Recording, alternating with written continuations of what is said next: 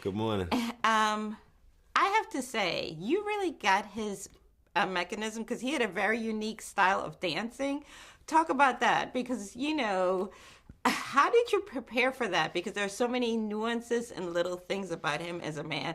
But when he was, as they say, in the pocket, when he's performing, that was almost like a spiritual event with him. So how did you take that on? Because there's a fine line between interpreting and character. I called up the family in the studio immediately and said, I think we should start this straight away because I'm watching Bob at the Rainbow Theatre now and I don't know what's going on. And I need to start trying to understand. So we spent months and months, Polly and I, watching Bob and watching those dances and understanding his psychology is such a huge part of it. It's not, you can't choreograph Bob, you can't copy him, you can't just learn a Bob routine and then do it. It just won't work because he's singing, he's deeply connected to a purpose. He was on a mission, and the music it manifests in how what he's like when he's on stage. So we did a lot of work on how I dance, which was months of silliness, and then once we understood the psychology of the way that I dance, which is gangly and long and bouncy and not like Bob, we started restricting those movements and trying to find not copying Bob, but my version of whatever it is that Bob's going through when he's dancing.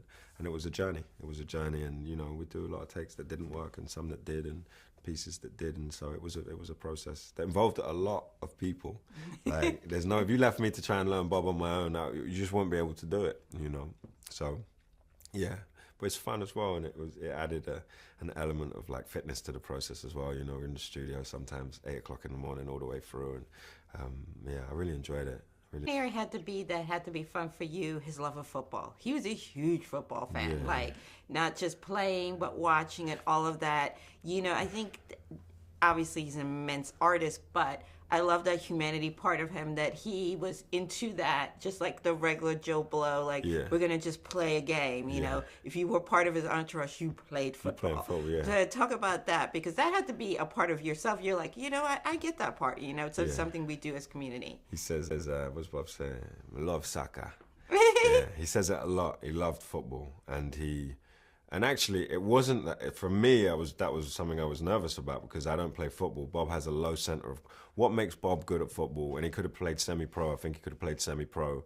Is he's got a low center of gravity, and so when you watch him on the ball and he's moving, like I don't play football like that. I'm much taller, so it was different. So trying to find a low center of gravity that Lionel Messi and Maradona and those like shorter people have. Was different. So I said, you need to call up a coach, and we got one of the guys from Arsenal to come down and do some work and technique on just like basic technique and stuff like that. So yeah, that was another coach that I had. I forgot about that coach. I had so many coaches, and I had coaches for everything. But I'm not a good football player, and Bob was good. Talk a little bit, it's daunting to play someone that is still living, that people know, and especially in whole island loves. So it's not just like, because it's not like you can hide and people are going to go, really go. Talk about how did you approach that, Well, I started with throwing that away.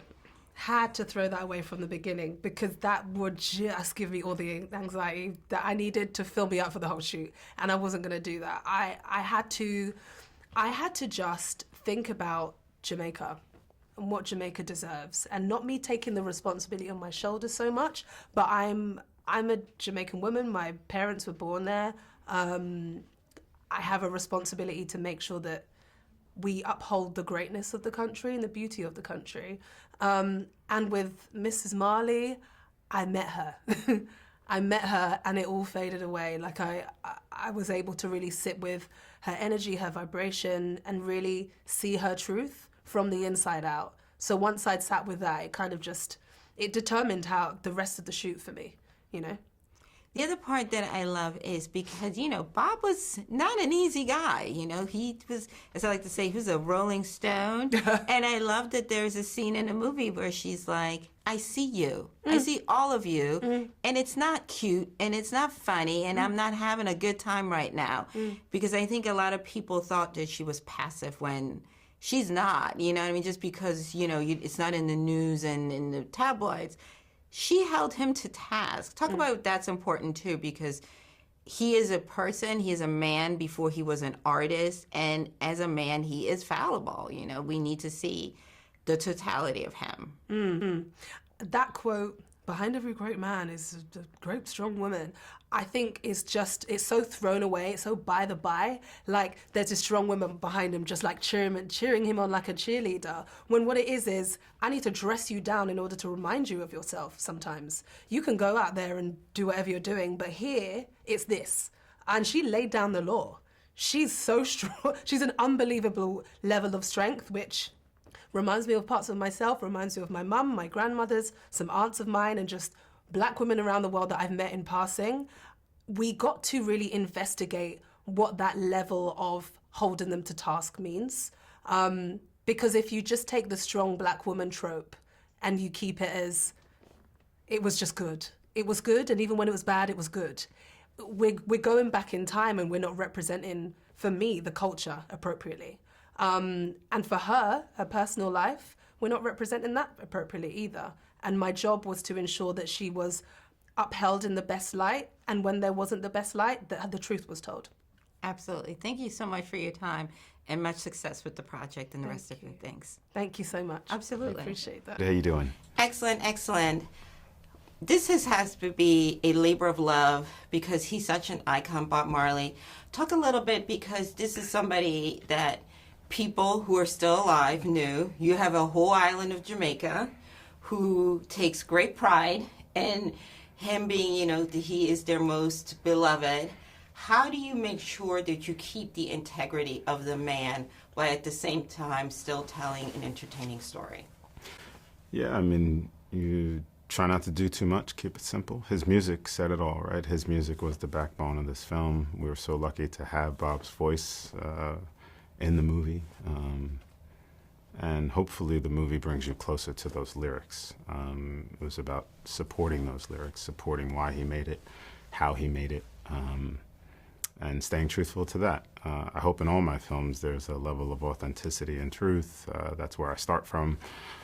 That's who I think I am as a person, so I hope I bring that to it. There's definitely emotion that's involved in that. I don't take on projects that I don't love or want to care for, like my own children. So that was definitely the energy that we put into the movie, certainly in casting the film and supporting that with amazing crew. So, there was the backbone. And then we had the support of the family, this is their movie. It's for them. They supported this movie. They're producers on this film. So I felt very lucky. I didn't feel like I had to reach far for authenticity. It just it breathes in his music and his language and who he is. So it's just up to us not to mess it up. Also, if you're in a really interesting time as Black people, it's also, I think, important to remember we are not a monolith. We are global people. What as far as that? Because I think it's important also to show that here you have a Black man who is not African American. He's Jamaican. And what that means, you know what I mean, in terms of like just a diaspora showing the strength of who we are and a lot of the things we have in common where, we're still fighting for our rights. We're still fighting for our culture to be authentic, not to be, this rinsed version. In terms of that, what are you hoping it inspires in terms of like the next generation? Because we are in this time where people are wanting to erase who we are and our contributions to the world. Yeah, well, Bob sang from a place of deep struggle and pain to give joy to so many of us. And what an inspiration coming from a tiny island in Jamaica, poor, homeless, just an improbable story, but not an impossible one.